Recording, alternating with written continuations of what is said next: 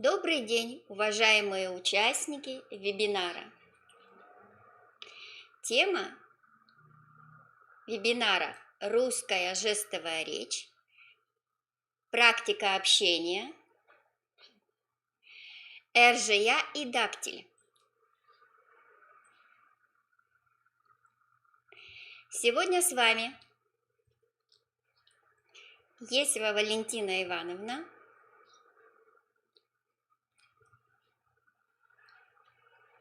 Искорнякова Елена Васильевна.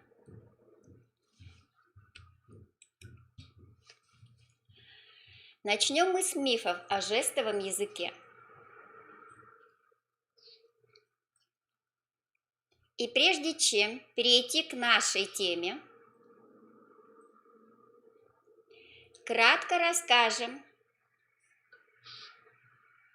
о некоторых распространенных заблуждениях, связанных с жестовыми языками.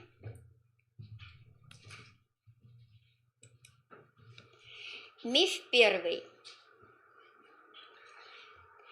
Большинство людей, которые никогда не сталкивались с жестовыми языками, обычно ничего не знают про эти языки.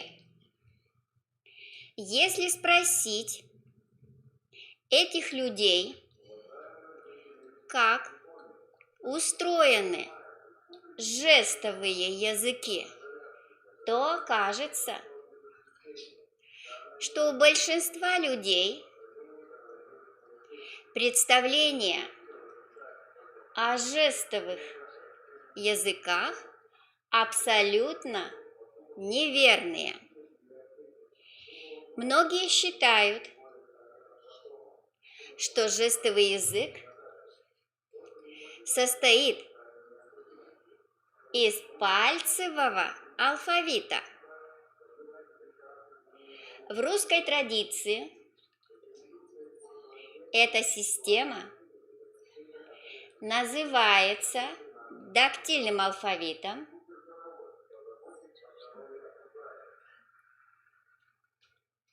или дактилем.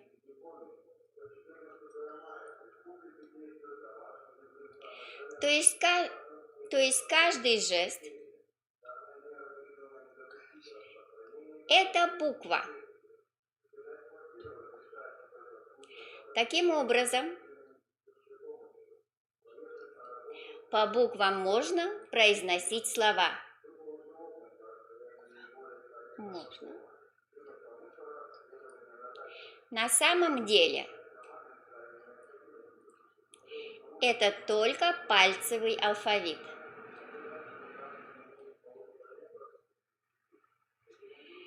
Жесты жестового языка – это не буквы, а слова. Так выражаются понятия.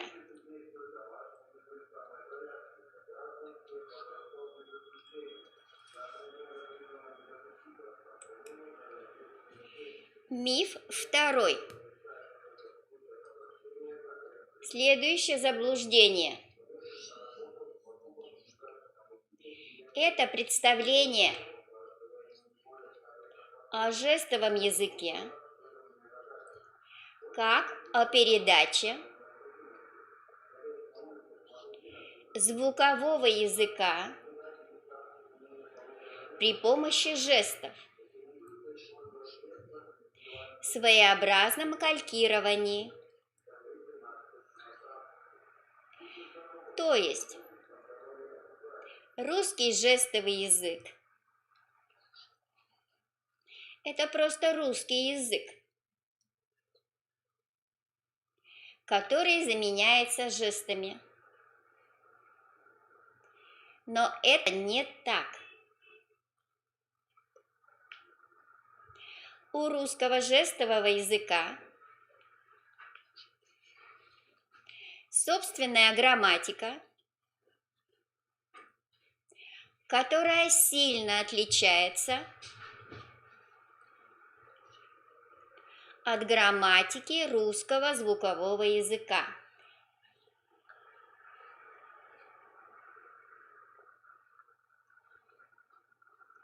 Например, в русском языке отрицательная частица стоит перед элементом,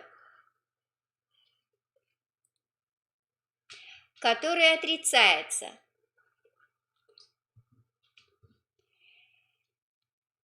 Перед глаголом, например, «Мама не пришла».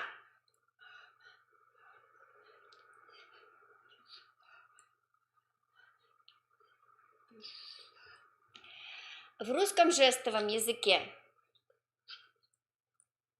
порядок обратный. Жест-показатель отрицания ставится после глагола. Например, «Мама пришла не».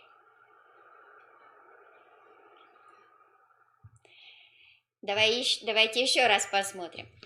Значит, в русском языке отрицательная частица стоит перед элементом отрицания. Мама не пришла.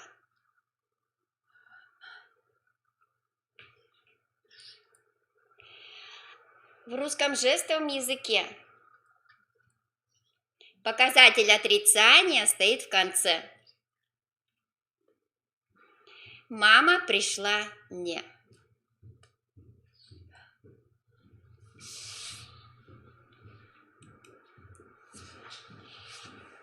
Следовательно, вывод такой. Жестовый язык – это естественный язык, существующий в визуальной модальности.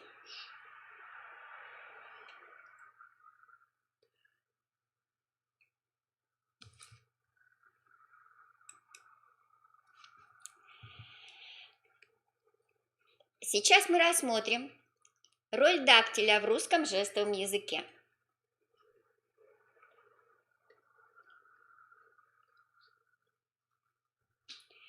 Русская дактильная азбука или дактиль –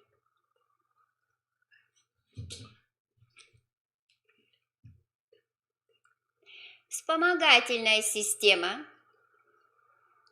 русского жестового языка, в которой каждому жесту одной руки соответствует буква русского языка. Проговаривание ведется по правилам орфографии. Дактиль в жестовой речи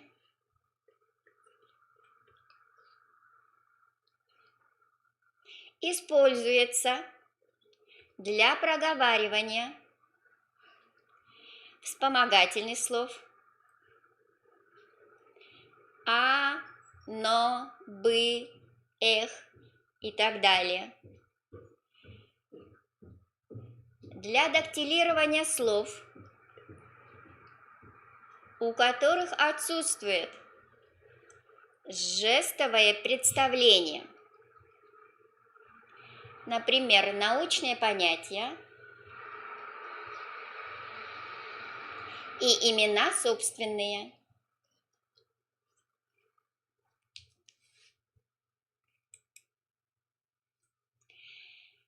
Сейчас мы перейдем к практике и покажем несколько правильных примеров употребления жестов в жестовой речи. В русском жестовом языке сказуемое в всегда имеет форму инфинитива глагола.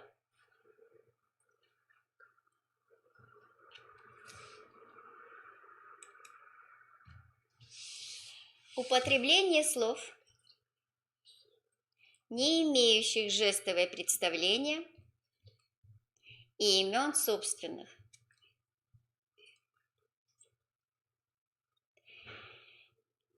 Предложение. Моего брата зовут Олег.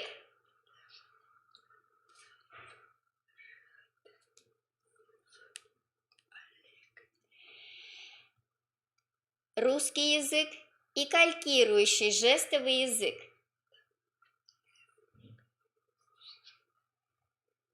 Оно так и будет звучать, это предложение, да? Моего брата зовут Олег. Брата зовут Олег. В русском жестовом языке это предложение будет переводиться следующим образом.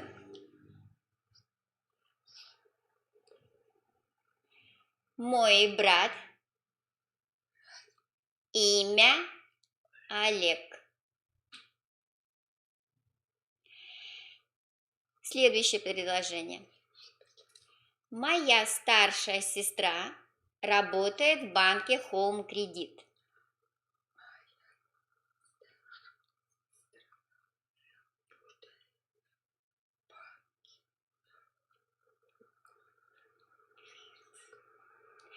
Сейчас вы видели калькирующий жестовый язык. Он в точности повторяет русский язык.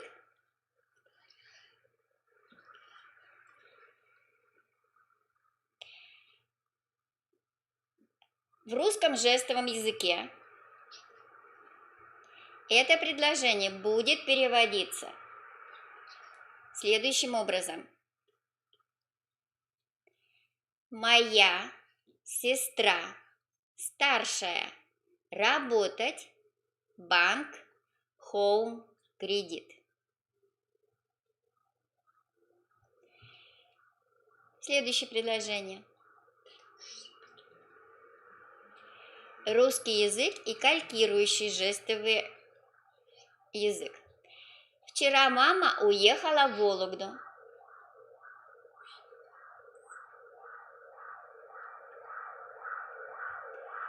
И перевод с помощью русского жестового языка.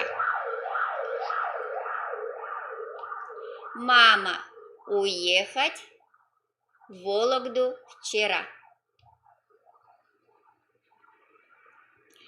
Примечание. Названия крупных населенных пунктов имеют жестовое представление, а такие как деревня, поселок, район дактилируются. Жестовое представление имеет только как жесты. Дактилемы, диалекты. Неправильно.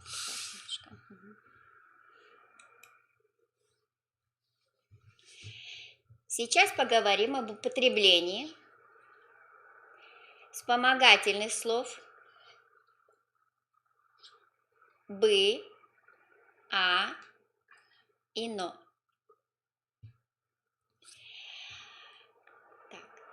Предложение в переводе с помощью калькирующего жестового языка.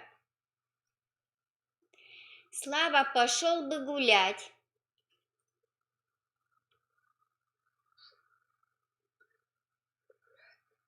Но ему сначала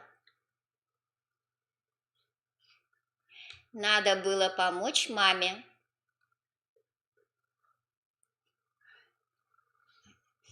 Теперь это же предложение в переводе с помощью русского жестового языка. Слава гулять бы но сначала маме помочь.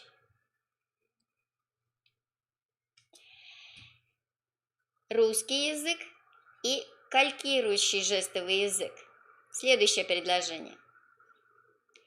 Паша хотел купить не зеленый велосипед, а красный. Теперь это же предложение в переводе на жестовый язык. Паша хотеть купить велосипед красный, а зеленый не.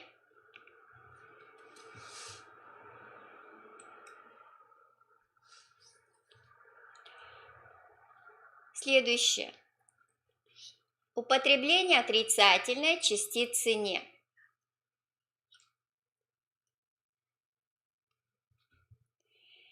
Предложение на русском и калькирующем жестовом языке. Оля сегодня в школу не пришла. Перевод на жестовый язык.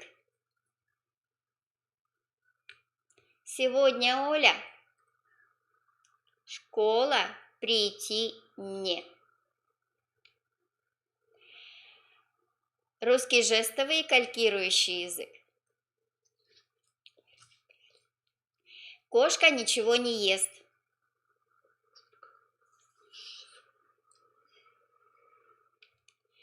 Перевод на русский жестовый язык. Кошка есть не ничего. Еще один пример.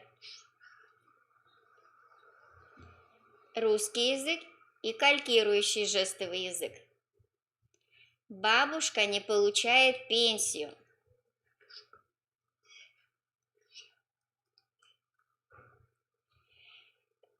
Русский жестовый язык. Бабушка пенсию получать не.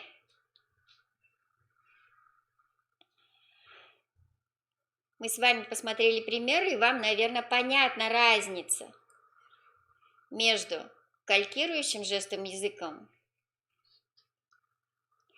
и русским жестовым языком.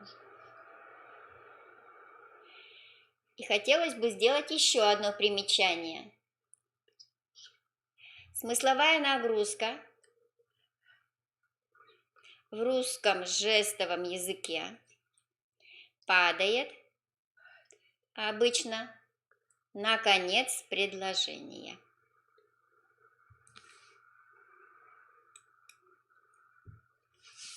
Теперь поговорим об употреблении прилагательных.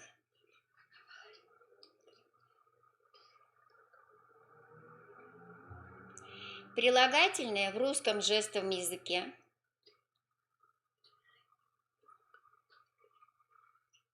всегда стоят после существительного. Так. В русском языке и в калькирующей жестовой речи словосочетание «красное яблоко» будет звучать одинаково.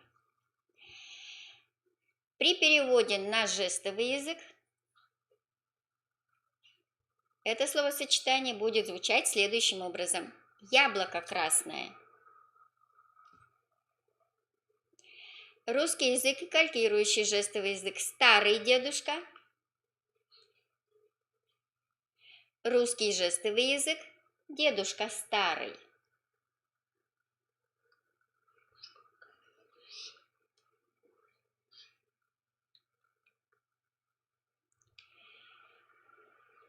Прямой путь.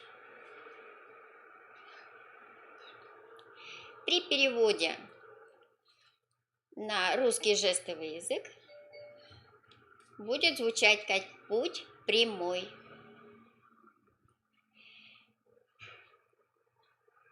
русский язык и КЖР, калькирующая жестовая речь. Предложение: у Лизы красивые туфли будет звучать одинаково.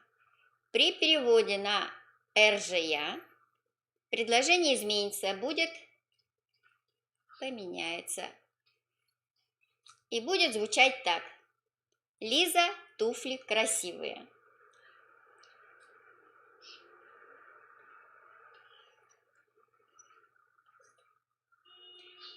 РЖЯ, Лиза, туфли красивые.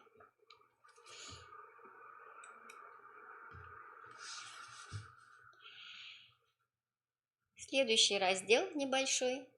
Лингвоспецифические жесты.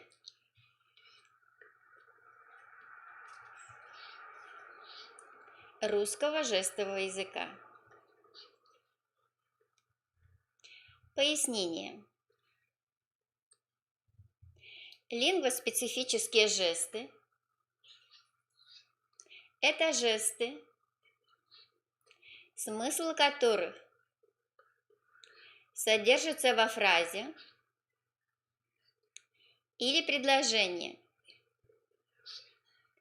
Таких жестов в РЖЯ очень много.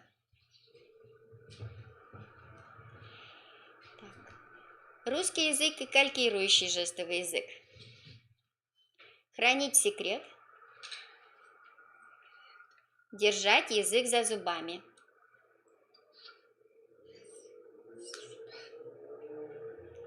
При переводе на РЖЯ. Все. Один очень красивый жест, да? Правильный. Так. Попасть в трудную ситуацию или попасть в безвыходное положение.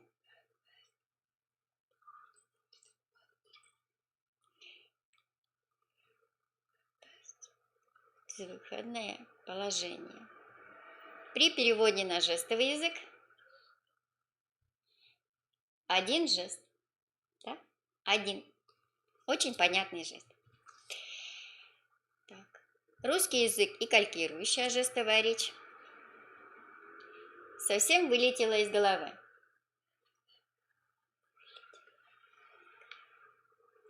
Русский жестовый язык. Один очень выразительный жест. Так. Следующее словосочетание. Денег нет. Гол как сокол.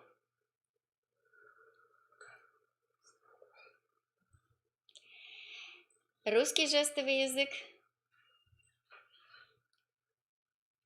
Опять один выразительный жест.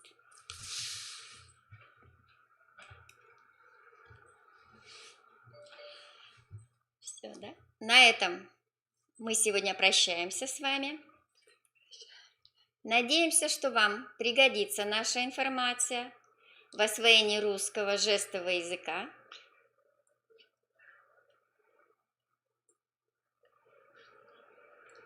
Спасибо за внимание. До новых встреч!